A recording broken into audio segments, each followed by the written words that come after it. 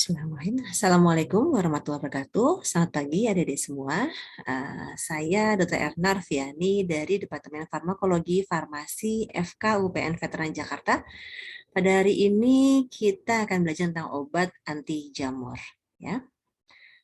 Oke, outline-nya adalah tentang morfologi jamur, tentang mikosis, yaitu ada mikosis superficialis, mikosis profunda, dan juga terapi obat anti jamur. Kita mulai dari morfologi jamur. Morfologi jamur kita bisa tahu bahwa sebenarnya jamur itu bisa menguntungkan dan bisa merugikan ya. Jadi menguntungkan karena dapat digunakan untuk pembuatan makanan, obat-obatan seperti antibiotik gitu, dan juga dapat berguna untuk dalam penelitian-penelitian gitu ya.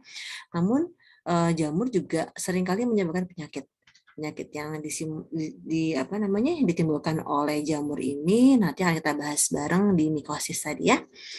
Sifat umum dari jamur itu tumbuhan yang berbentuk sel atau benang bercabang, berdinding dari selulosa kitin atau keduanya, dia tidak punya klorofil, dan juga berbiak secara aseksual atau keduanya.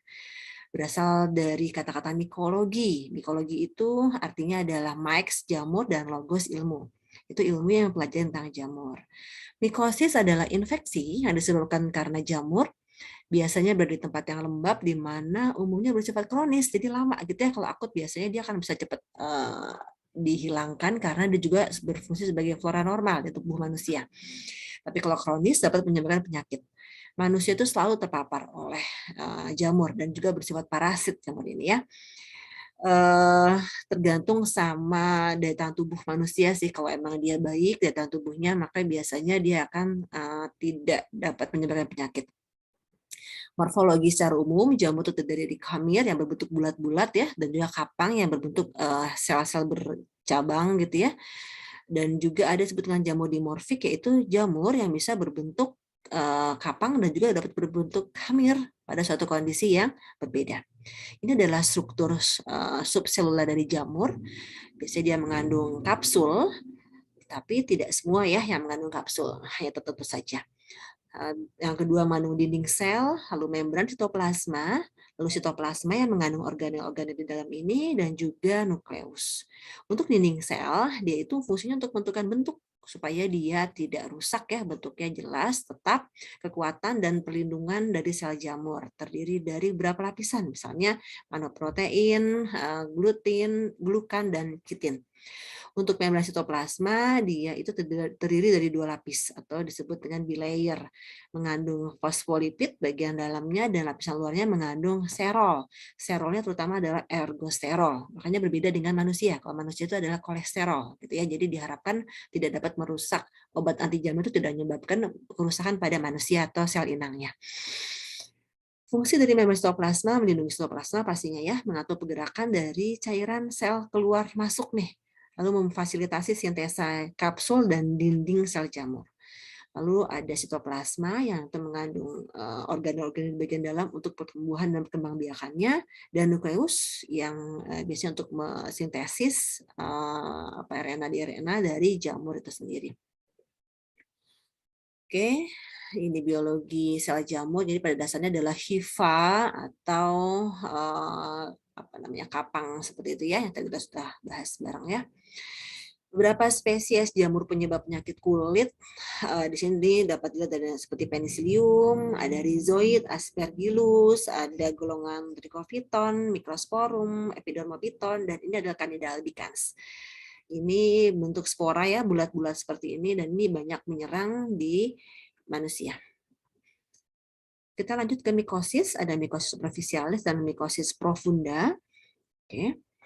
Untuk secara epidemiologi, penyakit akibat jamur itu tersebar di seluruh dunia. Namun terutama di daerah tropis. Kenapa di daerah tropis? Karena lembab, ya, menyebabkan banyak gangguan karena lembab, berkeringat, kita akhirnya kurang menjaga higienis sanitasi, akhirnya terjadilah mikosis. Dapat menyerang semua golongan ya mikosis ini, baik laki-laki, perempuan ya, terutama pada orang tua dan bayi. Kenapa? Karena daya tahannya masih rentan atau sudah rentan gitu ya. Jadi dipengaruhi oleh beberapa faktor, misalnya agen atau jamur itu sendiri. semakin infeksius jamurnya, maka dia semakin mudah untuk menyerang manusia. Environment atau lingkungan, kita sudah bahas bahwa di daerah tropis, daerah panas, gitu ya, yang lembab, gitu ya. Lalu faktor host atau daya tahan tubuh. Jadi untuk yang orang-orang dengan imunokompromis, yang daya tahan tubuhnya rendah, misalnya pada orang tua, bayi, orang dengan penyakit yang kronis, misalnya kanker dan sebagainya, itu juga mudah untuk terkena penyakit jamur. Higien sanitasi ini dapat kita cegah ya dengan cara kita sering membersihkan badan, mandi minimal 2 kali sehari. Udah itu juga kalau ada baju, kita pakai baju yang basah karena berolahraga harus kita cepat ganti seperti itu ya, supaya kita nggak berkeringat dan menyebabkan tempat yang baik untuk jamur berkembang. Dan juga jadi masalah baru nih, pengguna antibiotik spektrum luas dan juga steroid spektrum yang luas. Jadi artinya antibiotik sama steroid ini jadi banyak digunakan di masyarakat sekarang, dan itu nyebabin daya tahan tubuh kita turun ya, sehingga gampang sekali untuk terkena jamur gitu ya. Untuk perkembangan obat anti jamur memang bakteri lebih invasif ya, dan juga lebih masif, di mana penelitiannya banyak banget tentang antibakteri. Kenapa? Karena memang targetnya banyak untuk menyerang bakteri. Sedangkan kalau jamur hanya berapa targetnya, dan itu penelitiannya masih belum begitu banyak. Mikosis atau infeksi jamur yang dapat menyerang manusia kita bisa dapat bagi menjadi 3 bagian, yaitu mukokutan, dermatofit, dan sistemik. Arti mukokutan adalah mengenai otot, jaringan ikat bawah kulit, atau selaput lendir kulit. Misalnya apa? Contohnya kandidiasis atau kandidosis disebabkan oleh Candida albicans. Jadi misalnya keputihan gitu ya, atau misalnya kandida yang menyerang di kulit, di tangan kayak gitu ya. Lalu dermatofit mengenai kulit, kuku, rambut gitu ya. Dia contohnya adalah panu atau Tinea versicolor, kurap dermatofitosis, dan onychomycosis atau Tinea unguium. Jadi ini sering menyerang di masyarakat ya. Jadi dia itu ada panu atau kurap. Ya, kita bilangnya gampangnya panu atau kurap. Kurap itu adalah dermatofitosis, panu adalah Tinea versicolor. Secara sistemik, mikosis sistemik misalnya adalah kandidiasis, aspergillosis, gitu ya, cryptococcosis. Kandidiasis tadi menyerang misalnya di vagina, keputihan tadi ya, atau aspergillosis dan cryptococcosis misalnya menyerang pada paru, ya, karena lingkungannya yang tidak baik tadi misalnya. Kita mulai dengan mikosis superficial. Mikosis superficial itu penyakit jamur yang mengenai lapisan permukaan kulit di stratum corneum, rambut, dan kulit dan kuku. Jadi dia tuh mengandung zat keratin biasanya ya. Dia mikosis superficialis ini terdiri dari 2, dermatofitosis sama non dermatofitosis. Apa sih maksudnya? Jadi penyebabnya kalau yang penyakit yang dermatofitosis berarti disebabkan oleh 3 golongan, epidermopiton, trichopiton, atau microsporum gitu ya. Jadi dia nyebabin kurap atau tinea. Sedangkan kalau yang non dermatofitosis selain dari penyebab itu, misalnya Tinea versicolor ya, itu panu misalnya, otomikosis, pedra hitam, pedra putih pada rambut, onychomycosis itu pada kuku ya, kalau otomikosis pada telinga. Tinea palmaris atau plantaris itu pada telapak tangan atau telapak kaki. Jadi penyebabnya bukan 3 golongan jamur tadi. Kita coba di non dermatofitosis, kita coba di Tinea versicolor ya. Jadi ini adalah nama penyakitnya yang kita biasa kenal dengan panu. Penyebabnya adalah Malassezia furfur. Untuk di penelitian dia sulit untuk dibiarkan, tapi apabila kita lihat morfologinya sepertinya bulat-bulat, banyak ya bulat-bulat kecil-kecil kita lihat di bawah mikroskop dengan hifa-hifa yang pendek. Ya, nanti kita ngebedain sama dermatofitosis. Kalau dermatofitosis dia hifa-hifanya banyak, panjang, tapi sporanya sedikit. Sedangkan kalau ini sporanya bulat banyak gitu ya dibanding hifanya. Patologinya dinyebabin lesi dengan bercak yang tipis sampai lebar sampai membentuk pelakat gitu ya, sampai bisa sedikit sampai lebar di seluruh tubuh. Nah, dia disebut dengan vesicolor. Jadi maksudnya dia bisa nyebabin hipopigmentasi atau hiperpigmentasi. Dia pengennya eksis, pengennya kelihatan. Saya loh ada panu, makanya untuk orang yang berwarna kulitnya sawo matang dia akan tetap kelihatan. Kenapa? Karena hipopigmentasi yang terlihatnya. Sedangkan untuk orang yang bule, kulitnya putih, dia menjadi hiperpigmentasi. Jadi dia tetap akan terlihat, nggak usah khawatir kalau punya panu ya. Kelainan kulit biasanya ada di bagian kulit bagian atas ya, rasa gatal bila berkeringat, dan ada alasan kosmetik yang nyebabin orang datang untuk penyakit spesialis kulit untuk berobat. Untuk pemeriksa penunjangnya dapat dilakukan wood light positif, artinya diberikan cahaya wood light ya, cahaya khusus woods, lalu akan terlihat warna kehijauan gitu ya, sehingga dia kita sebut positif, memang itu disebutkan oleh tinea versicolor. Penyebabnya adalah Malassezia furfur. Secara epidemiologi, panu itu banyak di seluruh dunia, ada di daerah beriklim panas. Di Indonesia pastinya frekuensinya tinggi, penularannya kontak langsung. Jadi jamur ya, jadi kita kalau misalnya kontak dengan orang-orang yang terkena jamur, maka kita akan bisa terkena. Dengan kebersihan pribadi yang sangat penting untuk dijaga. Ini gambarnya untuk orang yang putih, maka dia akan kelihatan hiperpigmentasi. Untuk orang yang sawo matang, dia akan terlihat hipo, putih-putih gitu ya. Diagnosisnya gimana?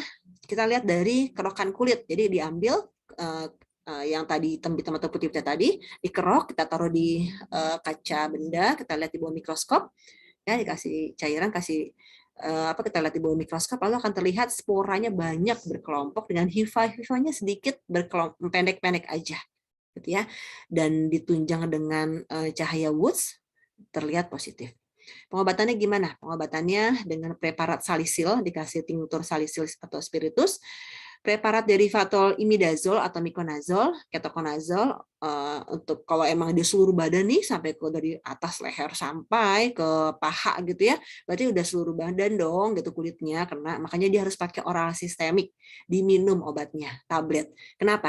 Karena kalau pakai salep, cuman sekecil ini salepnya, ya mau pakai berapa salep sekali ngolesin gitu ya. Jadi harus pakai oral. Lalu dia juga harus merebus baju. Nah, bajunya harus kita rebus dengan air panas, baru dicuci untuk mencegah reinfeksi dan mematikan dari spora jamur tersebut.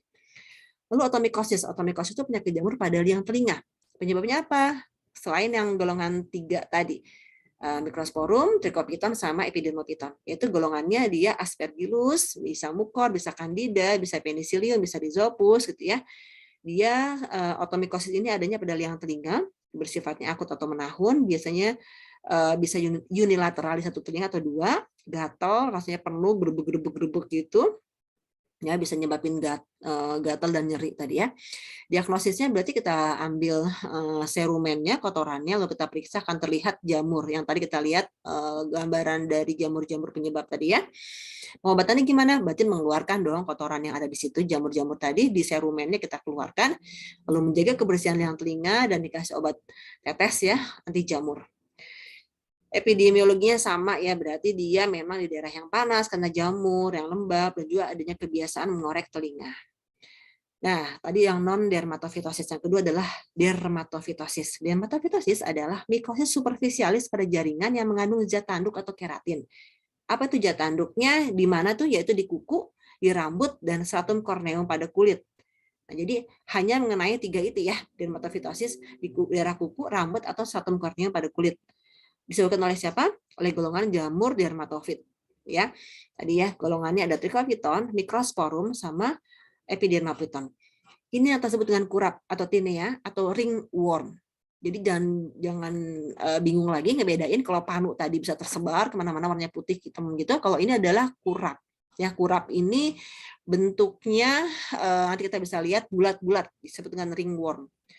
Ya, ini morfologinya secara parasitologi kita akan terlihat bahwa ada konidia, ada kumparan-kumparan, ada hifa-hifa. Jadi kan saya bilang bahwa dermatofitosis banyak banget hifanya ya, benang-benangnya. Inilah deh yang disebut dengan dermatofitosis atau ringworm atau tinea atau kurap. Jadi bulat dia ya. Di bagian dalamnya itu dia sudah putih-putih, sudah melepas ya, terkelupas gitu. Sedangkan yang bersisik ya, sedangkan yang bagian luarnya ini yang bulat ini yang terus membesar, terus melebar. Dan ini yang gatal banget tuh yang luarnya ini. Jadi bentuknya terlokalisasi lingkaran seperti itu, dan dia akan semakin membesar. Semakin digaruk semakin membesar. Itu sudah bisa paham ya tadi berdasarkan lokasi tadi ya. Jadi ada tinea capitis pada kepala, tinea corporis pada badan, tinea favosa pada kulit kepala, imbricata pada seluruh badan, tapi dia bentuknya seperti genteng, jadi berlapis-lapis tebal gitu ya. Tinea cruris pada tungkai, inguinalis pada paha dalam atau kemaluan, tinea pedis pada telapak tangan dan jari, tinea unguium pada kuku, dan barbe pada dagu. Nih, ini pada cruris ya, pada kaki, ini melebar, nih pada di sini. Lalu di unguinalis gitu ya, ini kurap. Ini pada tinea unguium. Nah, untuk yang unguium ini harus lama ya pengobatannya. Kita bisa bayangin dong, kalau kulit kan cuma berapa lapis ya. Sedangkan kalau kuku itu kan tebal. Makanya dia pengobatan bisa 6 sampai 12 bulan gitu ya. Lama dia di atas 3 bulan, biasanya 6 bulanan ya. Tinea pedis di sini. Di sini ada tinea capitis gitu ya.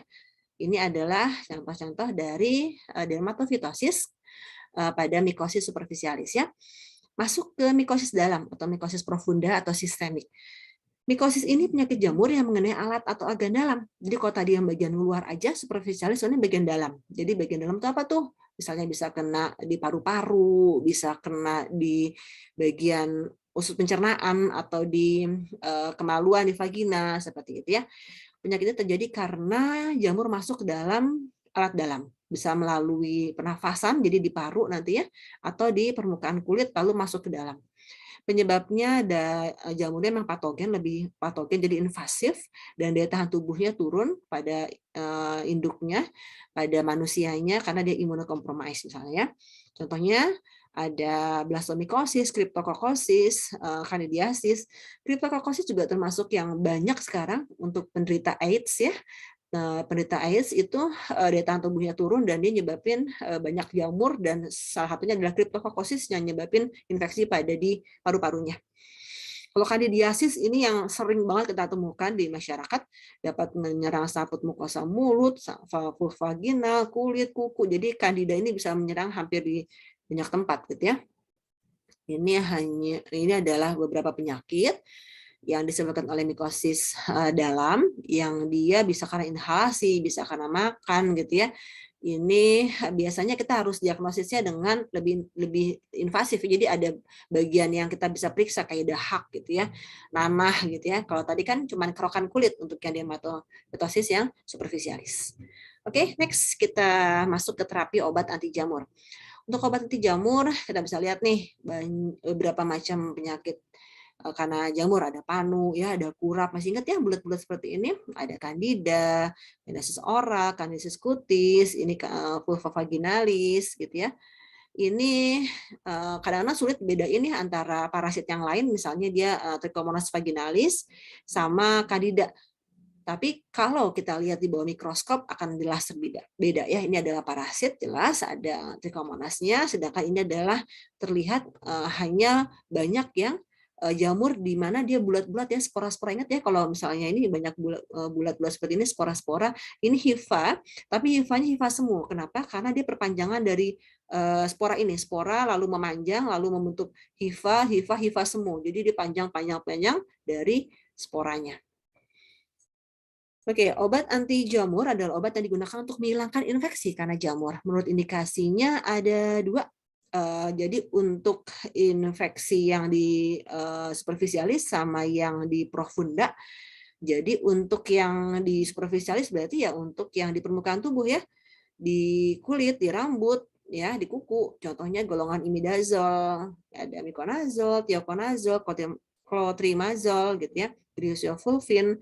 Jadi dia sediaannya berupa salep atau krim. Sedangkan untuk yang profunda, yang dalam, dia udah nggak bisa lagi dong pakai di salep, di krim gitu ya. Dia menggunakan tablet atau injeksi, atau juga bisa diinfus misalnya. Ya, contohnya amfiterizin B, fluoxetine, dan yang lainnya. Ketoconazole juga ada bentuk yang tablet ya. Ini contohnya. Jadi penggolongan anti jamur itu ada yang golongan polien, golongan imidazol, dan lain-lain. Polien itu misalnya amfiterizin, nistatin, imidazol misalnya yang ada akhiran azol ini, clotrimazole, miconazole, ketoconazole ini ya. Lalu yang lain-lain misalnya fluorositosin, griseofulvin, terbinafin, tolnaftat gitu ya. Itu adalah yang tidak masuk ke 2 golongan ini. Oke, mekanismenya, nah ini secara umum ya, secara umum itu dia bekerjanya, masih ingat dong kalau struktur tubuh yang jamur itu dia kan terdiri dari serol. Nah ini yang menjadi di membran sitoplasmanya ya, itu menjadi target utama gitu ya. Jadi banyaknya golongan anti jamur itu bermainnya di situ. Obat golongan polien ini dia dia tuh merusak gitu ya. Dia merusak dari membran sitoplasmanya sehingga terbentuklah pori-pori. Pori-pori hidrofilik yang akhirnya bisa keluar nih gula, kalium, elektrolit gitu ya, cairan ya, sehingga dia bisa merusak aktivitas enzim di dalamnya gitu ya. Golongan imidazol yang berakhiran azol ini, dia juga bermainnya di sterol ya, di ergosterol. Cuman dia lebih menghambat ergosterol. Jadi sterol utamanya ini diganggu, demetilasi dari ergosterol itu diganggu sehingga dia nggak bisa berkembang baik. Dia juga akhirnya kalau diganggu juga nyebabin kayak tadi dong, terjadi bocoran dari membran-membran sel jamur gitu ya. Terus yang lain-lain lagi misalnya fluoxetine, dia itu yang merusak sintesis dari mengganggu sintesis RNA DNA dari jamur sehingga dia nggak bisa berkembang biak. Untuk glycofulvin dan terbinafin ini menghambat pembentukan mikrotubulus, jadi dia berikatan dengan keratin sehingga dia nggak bisa hifa atau jamurnya nggak bisa berkembang biak gitu ya. Jadi secara umum kita bisa lihat apa targetnya itu sterol, ergosterol terutama ya, ergosterol itu bisa menghambat sintesisnya atau sintesis dari ergosterolnya atau merusak dari ergosterolnya sehingga terbentuk pori-pori tadi, lalu mengganggu sintesa RNA, DNA dan RNA, misalnya fluoxetine dan glycofulvin dan terbinafin tadi nyebabin gangguan pertumbuhan gitu ya, pembentukan dari mikrotubulus. Oke, nih jadi targetnya yang cuma terutama lebih ke ergosterol. Ini yang warna apa nih? Kuning-kuning coklat-coklat ini ya, ergosterolnya pada ada 2 lapisan tadi masih ingat ya, fosfolipid bilayer. Jadi yang di ergosterol ini yang dirusak ya, sintesisnya nggak jadi gitu ya, atau malah dibolongin tuh, diganggu gitu ya, sehingga dia menjadi bolong-bolong, pori-porinya kebuka gitu ya. Udah gitu tadi ini nih DNA RNA. Jadi juga bisa mengganggu DNA RNA-nya. Ini bisa lihat ya bahwa obat fluorositosin tadi dia bisa mengganggu jadi dari 5FU menjadi 5FC, lalu dia mengganggu fungsi RNA-nya sehingga sintesis dari DNA-nya nggak bisa berjalan sehingga rusak dari proses pembentukan tumbuh kembangnya, perkembangbiakan dari jamur. Jadi targetnya lebih ke dinding sama membran sel dan juga sintesis DNA, RNA. Tidak sebanyak pada antibakteri ya, ada banyak targetnya. Kita coba bahas satu-satu. Untuk yang kita ambil sebagian yang banyak di masyarakat ya, obat jamur golongan azol yaitu ketokonazol. Yang pertama, ini golongan azol ini bisa dibagi menjadi imidazol sama triazol. Artinya dia mempunyai 2 atau 3 cincin dari N-nya di bagian struktur kimianya gitu ya. Yang termasuk imidazol yang 2 cincin yaitu ketokonazol, mikonazol, clotrimazol. Sedangkan yang triazol, itrakonazol, fluconazol, voriconazol. Golongannya 3 cincin itu mempunyai absorpsi yang lebih baik dan juga dia potennya lebih tinggi ya, tapi memang terkadang menjadi lebih toksik gitu juga. Jadi harus hati-hati ya. Golongan azol yang pertama ini ketokonazol ditemukan, jadi memblok sintesa lipid yang dibutuhkan oleh jamur yaitu khususnya ergosterol dalam membran sel jamur ya. Diduga dia juga dapat mengganggu sintesa asam nukleat, tapi yang lebih dapat dibuktikan terutama mengganggu sintesa dari ergosterol. Secara farmakokinetik, ketokonazol ini ditemukan diberikannya secara per oral absorpsinya baik, dosis oralnya 200 mg tablet ya, dengan kadar puncak 2-3 mikrogram per mililiter bertahan selama 6 jam. Jadi dia bisa diberikan 3-4 kali. Absorpsi menurun pada pH cairan lambung tinggi dan diekskresi di empedu usus, ya, diekskresinya di urin. Untuk indikasinya dia lebih ke mikosis superficial, tapi apabila memang untuk sistemik masih bisa digunakan berupa bentuk yang tabletnya gitu ya, tabletnya. Tapi yang biasa digunakan di pasaran adalah yang bentuk salepnya. Kontraindikasi pada orang-orang yang hipersensitif, ibu hamil, menyusui, dan gangguan hepar. Ya, efek sampingnya bisa mual muntah, sakit kepala, nyeri epigastrium, ginekomasti, pruritus, ya. Biar efek sampingnya lebih ringan, bisa digunakan yang oral ini bersama makanan, gitu ya. Jadi tabletnya tadi ya oral biasa diberikan minimal 5 hari, biasanya 14 hari ya, 2 minggu. Ya, terus untuk yang topikal sampai bisa 4 sampai 6 minggu ya. Juga bisa ada sediaan yang krim dan sampo. Oke, kita masuk ke itraconazole. Itraconazole ini efektivitasnya lebih kuat, lebih baik nih, lebih poten daripada ketoconazole ya. Dan efek sampingnya lebih rendah, digunakan untuk yang dermatofitosis dan onikomikosis. Jadi obat ini bekerja dengan menghambat pembentukan sterol pada membran sel jamur. Farmakokinetiknya hampir sama tadi dengan ketoconazole, tapi absorpsinya lebih baik, gitu ya. Dan juga apabila diberikan bersama makanan akan efek sampingnya lebih kecil. Dia kapsulnya katanya 200, ini 100 mg, ya. Tapi pemberiannya dia bisa lebih sedikit ya, 1 kali sehari. Dengan suspensi ada larutan IV, juga ada efek sampingnya hampir sama, gangguan pencernaan ya. Tapi hati-hati dia bisa nyebabin hepatotoksik dan juga penurunan libido untuk laki-laki. Lanjut ke fluconazole. Fluconazole ini sama mekanismenya yang udah azol tadi, adalah mengganggu pembentukan ergosterol pada membran sel jamur. Jadi gampang ya kalau mekanismenya ya. Indikasinya dia untuk Cryptococcus dan kandidiasis mulut atau tenggorok pada pasien AIDS setelah terapi amfoterisin. Jadi diberikan amfoterisin dulu, lalu kalau sudah lalu diberikan yang per oral fluconazole gitu ya.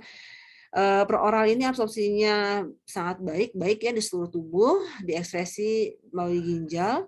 Dia tersedia kapsul 50 mg 150 dengan dosis 100 sampai 400 mg per hari. Ya. Dia nyebabin gangguan pencernaan sama seperti yang golongan azol lain, tapi dia bisa menyebabkan Stevens-Johnson syndrome ya, ada beberapa kasus walaupun sedikit menyebabkan Stevens-Johnson syndrome, jadi alergi seluruh tubuh. Fluconazole ini mekanismenya sama, dia untuk yang jamur yang sistemik atau yang berat ya, aspergillosis sistemik, candidiasis, cryptococcosis ya. Jadi dia diberikan bisa oral, bisa untuk infus gitu ya, tapi memang tidak sembarangan ini karena dia nyebabin nefrotoksik, hepatotoksik, gangguan di enzim transaminase gitu ya. Jadi memang untuk yang sistemik atau yang berat. Kita masuk ke golongan kedua, nistatin, ada mikostatin. Ini merupakan golongan polien yang dihasilkan oleh Streptomyces nousei, dapat cepat terulai oleh dalam air atau plasma. Aktivitasnya tidak memberikan efek pada protozoa atau bakteri. Jadi dia menghambat terutama jamur kandidanya, digunakan untuk jamur kandida itu kandidiasis. Mirip amfoterisin B karena golongannya sama, golongan polien, tapi lebih toksik. Jadi tidak digunakan secara sistemik, hanya topikal aja, ditetes aja gitu ya. Banyaknya tetes, tapi kalau emang yang lain berarti kita harus di bawah pengawasan dokter spesialis ya. Obat ini menghambat pembentukan sterol ya, menghambat pembentukan sterol, mengganggu pembentukan sterol di membran sel jamur. Jadi intinya yang targetnya adalah ergosterolnya. Farmakokinetik nistatin diasosiasi melalui permukaan kulit ya, ditemukan pada darah di jaringan dan diekspresi melalui tinja. Ini yang sering kalian lihat mungkin ya, kandistatin gitu ya, yang diteteskan pada bayi atau pada dewasa juga bisa ya. Jadi untuk kandidiasis yang kulit, saput lendir, saluran cerna gitu ya, pada orang yang sariawan atau vaginitis gitu ya, paronikia itu pada kuku. Sediaannya, dosisnya, jadi bisa oral gitu ya, tapi memang jarang nih biasanya. Yang sering dipakai adalah tetes ini ya, topikal dan juga vaginal. Jadi tablet vaginal ya 1 sampai 2 kali sehari dimasukkan, berarti sudah biasanya digunakannya harus ditanyakan sudah menikah atau belum gitu ya, untuk orang yang sudah menikah gitu ya boleh yang menggunakan ini karena dimasukkan melalui vagina gitu ya. Untuk yang ini biasanya suka jadi pertanyaan nih, ini boleh nggak dikumur dan ditelan dok gitu ya? Ya memang harus dikumur dulu, tahan berapa saat karena kan langsung kalau langsung dibuang dia akan nggak bisa meresap ya, dikumur dulu lalu boleh ditelan. Efek sampingnya jarang terjadi karena memang dosisnya rendah, tapi kalau pakai dosis tinggi dia bisa nyebabin gangguan-gangguan yang lain. Yang kedua, amfoterisin B merupakan golongan polian yang paling awal digunakan. Dia itu bekerja secara sistemik, dia menghambat pembentukan ergosterol, juga bekerjanya pada membran sitoplasma berarti ya, bersifat fungisidal dan fungistatik tergantung sama dosisnya dan sensitivitas jamurnya. Dia dapat relatif aman pada ibu hamil ya, jadi bisa digunakan pada ibu hamil. Absorpsinya buruk melalui saluran cerna, ditemukan terdistribusi seluruh tubuh, waktu paruhnya 24 jam dan diekstrasi melalui tinja. Ini contoh amfoterisin, dia injeksi atau diinfus ya. Jadi kalau udah penggunaan amfoterisin ini, kalau sudah selesai kan kita sebaiknya menggunakan oral ya. Oralnya kita bisa masuk ke yang lain, itraconazole, fluconazole seperti itu. Ya, jadi amfoterisin yang dimasukkan dulu biasanya untuk yang agak berat gitu ya. Dapat digunakan untuk semua jenis jamur. Tadi ya dilanjutkan dengan golongan azol. Terus efek sampingnya ada menyebabkan demam, menggigil ya. Jadi kan karena efek samping seperti itu makanya di awal aja kalau memang sudah stabil kita bisa menggunakan secara topikal yang lebih aman gitu ya. Ini fluositosin ini atau 5-FU ini dia awalnya sebagai anti neoplastik ya. Antineoplastik mekanisme kerjanya jadi 5-fluorositosin dibawa masuk ya oleh enzim yang ada di jamur, di metabolisme di dalamnya oleh enzim sitosin deaminase menjadi 5-FU. Nah, inilah 5-FU inilah yang dapat menghambat sintesis DNA sama RNA. Jadi pada dasarnya 5-FU ini dia itu untuk tidak ada gitu ya, tidak ada di manusia, tapi oleh mikroflora normal yang ada di usus dia bisa jadi berubah. Jadi sebenarnya ini bukan obat yang khusus untuk anti jamur ya, tapi dapat digunakan karena dapat merusak sintesa DNA sama RNA. Karena ini obatnya sebenarnya adalah obat anti neoplastik gitu ya. Oke, jadi nggak terlalu sering untuk digunakan yang ini. Pengobatan infeksi jamur superficialis, ini bisa griafulvin, bisa miconazole, clotimazole, nystatin, asam benzoat, asam salisilat. Ini mungkin sering nih, ini ada nama-nama kalpanax misalnya, atau salep Whitfield ya. Jadi dia dikeratolitikin dulu ya, dilupasin dulu, baru udah tuh kasih fungistatik gitu ya. Jadi ini dapat digunakan pada infeksi jamur superficialis. Untuk yang sistemik biasanya bisa pakai amfoterisin B, bisa pakai ketoconazole, itraconazole yang oral, yang tablet atau kapsul ya. Jadi ini harus menggunakan yang lebih invasif lagi ya, bukan disalep di topikal kulit. Jadi sudah disebutkan tadi berbagai macam sediaan ya, bentuk krim topikal untuk mengobati jamur pada kulit atau vagina, lalu obat peroral, ini topikal nih gitu ya, lalu peroral gitu ya, kapsul tablet gitu ya, lalu juga injeksi untuk yang di bagian dalam. Contoh yang ada di masyarakat apa? Kanesen krim, nih banyak nih, dia bisa buat banyaknya pada ruam popok pada bayi nih, atau pada penderita dewasa yang panu atau kurap. Ya. Lalu Formico krim dia juga dari ketoconazole ya. Dia juga buat infeksi jamur yang krim, berarti topikal yang di luar. Tapi hati-hati tetap aja untuk orang-orang hipersensitivitas bisa nyebabin gangguan. Jadi kita harus lihat kalau emang dia nggak cocok diganti yang lain karena ada banyak golongan yang lain ya. Golongan azol ini bisa diganti ke polien misalnya. Daktarin, udah sering dengar juga ya, daktarin untuk pengobatan di mulut misalnya atau di kulit gitu ya misalnya gitu ya. Oke. Nystatin Misalnya juga sering kita ada lihat di masyarakat diteteskan pada adik-adik bayi gitu ya, atau dewasa juga bisa. Dan juga tablet vagina tadi yang dimasukkan sebelum tidur itu rasanya gatal banget itu, langsung di vagina itu pada saat dimasukkan tablet itu langsung menyatu dengan cairan, dia langsung apa namanya melumer gitu ya. Lalu dia efektif ya penggunaan ini untuk orang yang gangguan di vulva vagina. Terus ini penggunaan herbal. Jadi saya masukkan juga penggunaan herbal karena pada saat kami abdimas ya di masyarakat, untuk orang-orang yang daya tahan tubuhnya rendah seperti ibu hamil gitu ya, atau anak-anak itu masih banyak nih digunakan sirih ya. Sirih baik sirih hijau maupun sirih merah, dia dapat mengurangi keluhan keputihan, jerawat, peradangan, intinya adalah peradangan atau infeksi. Itu bisa diredakan dengan kandungan-kandungan yang banyak terdapat di sirih merah ini atau sirih, misalnya karkakol, eogeol, flavonoid, tanin, saponin gitu ya. Dia bisa membuat atau dapat digunakan sebagai anti jamur secara tradisional. Ya, dia biasa aja sih, cuman dicuci, lalu digodok ya dengan air, lalu bisa dibuat untuk membasuh pada saat cebok atau BAB BAK ya.